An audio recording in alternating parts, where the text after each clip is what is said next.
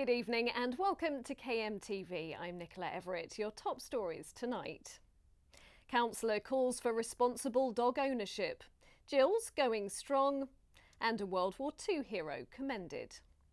But first, a Labour councillor whose little finger was ripped off by a pit bull when she posted a newsletter through a door has called for responsible dog ownership. Ben Kennedy went out to meet her. Popping letters through doors to inform the community of what's happening in the area. What harm could come from that? Well, as former Mayor of Dover Pam Brivio learned, you could wind up losing a finger. The 71-year-old councillor was performing her regular drop-off of a council newsletter when a pit bull, like the one pictured here, latched onto her finger as she posted it through the letterbox. I was just a few minutes away from home and delivering to a terraced house, and no sign on the door, no sound, nothing to make me aware that there was a dog in the property. Went to pop the newsletter through and a dog threw itself at the door and bit my finger. I was absolutely covered in blood very quickly. I managed to get home and fortunately my husband was home, so we then went to the hospital. The police were informed of the incident and the dog has now been destroyed. Since then, Councillor Brivio has seen a stream of abusive messages on social media pointing the finger at her for the animal's death. You can't have, if that's a restricted breed, and the police felt it necessary to take the action they did, that is not up to me. But it's upsetting. It's very upsetting. It was not Councillor Brivio's fault for the pet's death, but the news has still sparked debate over whether it was right. It's a pet at the end of the day.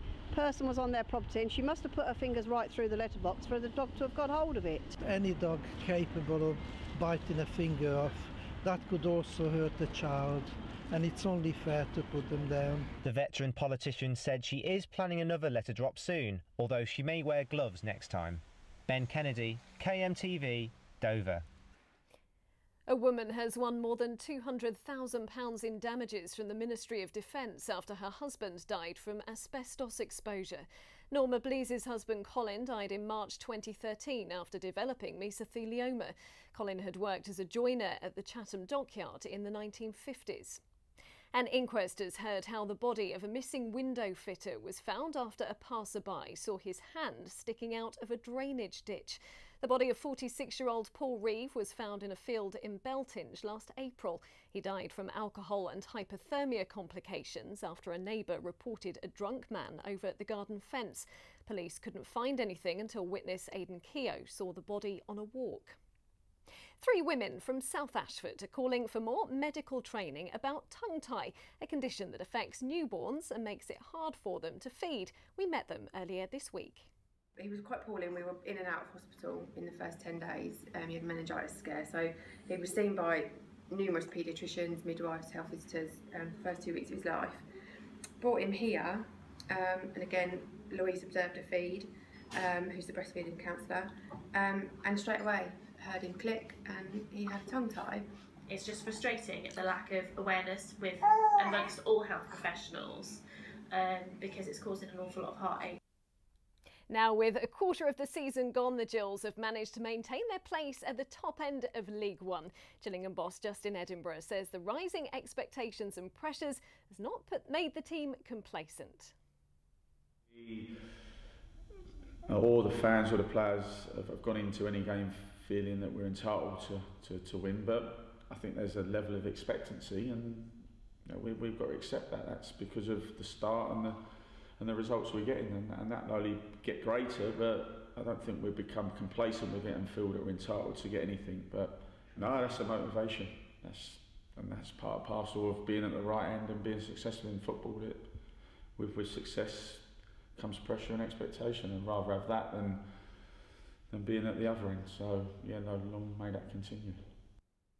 And finally, a D-Day hero from Kent has been given a medal by the French government for his heroic actions during World War II. Terry Owen from Who received the Legion of Honour award just weeks after celebrating his 90th birthday and said he's absolutely thrilled. The former Royal Marine and grandfather of 16 remembers how he was bombarded with shells, nearly drowned and went days without any food or water. Terry's accepting the medal on behalf of all the soldiers who didn't return from the war. Now for a quick look at the weather. Expect some light showers tonight over most of Kent, with some heavier rain headed towards the south and temperatures settling at around 11 degrees. Moving into the weekend, we can expect mild weather all round, with light showers reaching parts of East Kent. That's Canterbury and Ashford, with highs of 14 degrees on Saturday and Sunday. We'll be back on the same time on Monday. Have a very good evening. Good night.